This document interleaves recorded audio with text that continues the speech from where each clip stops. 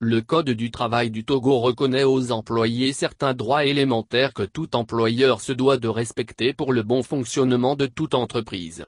Au Togo, force est de constater que dans certaines entreprises, les employeurs, malgré le contrat et ses clauses, se prennent pour des seigneurs.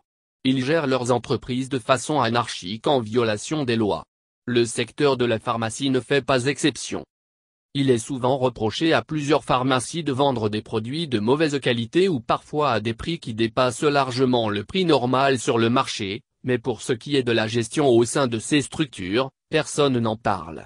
Les employés même n'osent pas sous peine de se voir licenciés par les propriétaires, malgré les droits à eux légués par la convention collective interprofessionnelle et le code du travail au Togo. C'est le cas à la pharmacie Le Bon Samaritain BJV située à Bepa de Souza où la directrice, Dr Podar Kayi Julienne, est accusée de faire des misères aux employés.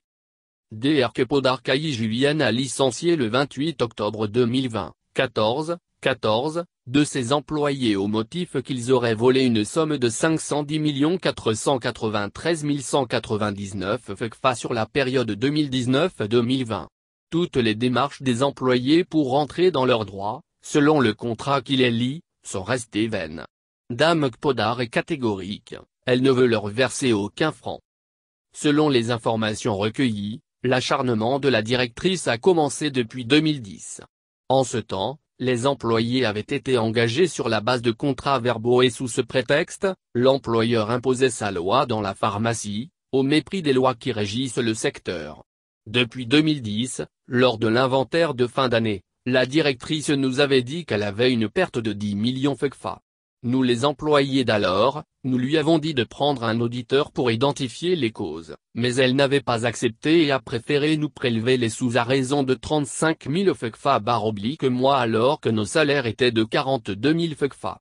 En 2014, la même scène s'est reproduite avec une somme de 40 millions FCFA. Nous lui avons fait la même proposition, mais elle avait dit qu'elle n'a pas d'argent pour engager un auditeur et qu'elle trouvera les fautifs par ses propres moyens. Elle continua la même méthode de prélèvement. En 2016, elle annonce encore une perte de 80 millions.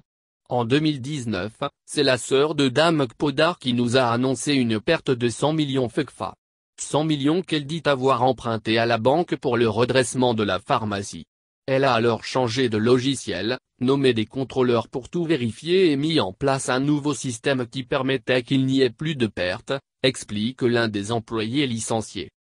La goutte d'eau qui a fait déborder le vase, c'est lorsque la directrice fait convoquer les 14 employés à la direction centrale de la police judiciaire, DCPJ, pour vol d'une somme titanesque de 510 493 199 FCFA courant 2019 et 2020. Une somme dont les employés disent ne rien savoir. Après audition, la DCPJ a conclu au relèvement partiel d'une insuffisance de preuves pouvant entraîner la perte d'une telle somme en une année. Insatisfaite, la directrice multiplie les manœuvres pour contraindre les employés à la démission. Selon ceux-ci, sa sœur qui est devenue subitement leur chef personnel se livre à des dérives et abus de façon à les inciter à l'insubordination. Elle ne cesse de donner des mises à pied de 3 jours à une semaine et des lettres d'explication ne cessent de pleuvoir. Elle nous oblige à signer des notifications sans donner l'opportunité aux employés de lire et de comprendre les sujets avant d'apposer leur signature, relatent les employés. Ces manœuvres n'ayant pas donné le résultat escompté, le 28 octobre 2020, en l'absence de toute preuve et sans entretien préalable, les employés ont reçu une notification de licenciement. Pourtant, martèle-t-il, Dr Podar contrôle tout ce qui se passe dans la pharmacie depuis son bureau ou sa maison. La directrice est là tous les jours, regardant dans ses caméras de surveillance. Même à la maison ou en voyage, elle ne cesse de surveiller le personnel et leur travail. Le surveillant est là tous les jours. C'est lui qui ouvre le portail avant que tout le monde n'entre. Il y a également 4 contrôleurs. L'entrée et les sorties, les fouilles des sacs et des poches, des factures, la caisse en rendant compte à la chef personnel et la directrice. Même, notre argent de poche est déclaré à chaque entrée et sortie, explique un employé. Dans le contrat signé avec l'employeur dont nous avons copie, en son article 6, il est notifié ce qui suit, le contrat est résiliable par l'une ou l'autre des parties, sous réserve d'un délai de préavis de 3 mois. Cette disposition ne s'appliquera pas si le contrat prend fin en raison de fautes lourdes, graves de l'une des parties ou la survenance d'un cas de force majeure.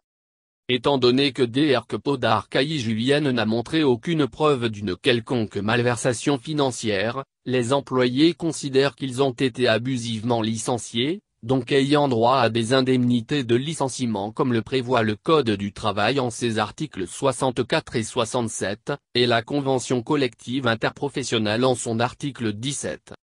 Toutes les démarches effectuées par les employés pour entrer dans leurs droits, notamment auprès du syndicat des agents des pharmacies privées et grossistes du Togo, Sinafapri Togo, et auprès de l'Ordre national des pharmaciens du Togo sont restées vaines. Au niveau du syndicat, la directrice n'a pas répondu à la convocation à elle adressée. Pour l'Ordre national des pharmaciens du Togo, elle y est allée, mais a refusé catégoriquement de prendre en compte la recommandation à elle faite, notamment celle de nous payer nos indemnités de licenciement, a confié un autre employé. Suite à ce refus, les employés ont saisi l'inspection du travail et ensuite le juge du travail qui, eux non plus, n'ont pas réussi à amener l'employeur à la raison. L'affaire est actuellement au niveau de la conciliation. Après plusieurs convocations non répondues par Dr Podar Kayı, elle s'est enfin rendue avec son avocat, mais l'audience a été reportée sur le 15 juin dernier. Mais ce jour-là, Dr Podar et son avocat ont encore brillé par leur absence. Quant au procès, il est encore reporté sur le 28 octobre prochain. Par ailleurs, les employés dénoncent des injustices qu'ils ont subies. En 2019, suite aux pressions des syndicats, la directrice a fait signer des contrats de travail à durée déterminée pour certains et indéterminée pour d'autres. Elle a exigé, dans un but obscur, que nous signions ces contrats antidatés pour la plupart et sans autre forme de procès. En plus, lorsque quelqu'un vient visiter la directrice et qu'elle donne de l'argent à ce dernier en guise de cadeau, après le départ du visiteur, l'employé qui a annoncé la visite doit rembourser la somme donnée au visiteur. Lors de la facturation, si tu as omis la TVA sur un produit, elle te vend la TVA, peu importe la somme. Si tu fais une erreur sur une facture, par exemple tu saisis Efferalgan 500 comprimés sur Efferalgan Sirop, elle te vend toutes les boîtes d'Efferalgan 500 comprimés mal saisis, dénoncent les employés. Pour des besoins de recoupement, nous avons contacté la directrice, le 13 mai 2021. Elle nous a donné rendez-vous à la pharmacie le lendemain. Nous nous y sommes rendus. Pour toute réponse, Dame Podar Kayı a allégué qu'elle ne pouvait rien nous dire au sujet de cette affaire tant que l'affaire est pendante devant la justice. Elle a néanmoins confirmé qu'il y a une affaire de la sorte et que la somme dont parle l'employé ne concerne pas la seule période de 2019-2020, mais celle de 2010-2020. Alors que sur la notification de licenciement adressée aux employés le 28 octobre 2020, il est bien précisé que c'est sur la période 2019-2020 qu'il y a eu une perte titanesque de 510 493 199 FCFA. Nous faisons suite aux différentes interventions et recherches de notre part après le constat de la continuance des écarts manquants relevés à notre encontre sur la période de 2019-2020 où des montants à hauteur de 510 493 199 FCFA ont été relevés par les services d'audit pour toute l'entreprise. Après ces événements, nous avons eu recours au service de la police où nous n'avons pas pu retracer la méthode que vous utilisez, mais force est de constater que la pharmacie va à la perte, vos manquants ne cessent pas de croître. Nous ne pourrons pas continuer à collaborer avec vous dans cette situation. Nous vous signifions votre licenciement pour faute lourde à compter de la réception de ce courrier, pour manquant trop élevé entraînant une perte de confiance, lit-on sur la notification de licenciement adressée à un des employés. Combien d'entrées fait une pharmacie en une année au Togo pour qu'il y ait une perte de plus de 500 millions de FCFA courant l'année 2019-2020? Même si on considère qu'il y ait effectivement cette perte en une année, comment est-ce possible quand on sait que la directrice contrôle tout jusque dans les moindres détails? Des questions légitimes qui méritent réponse. Les employés, eux, n'exigent qu'une chose, rentrer dans leurs droits prévus par le Code du travail et la Convention collective interprofessionnelle.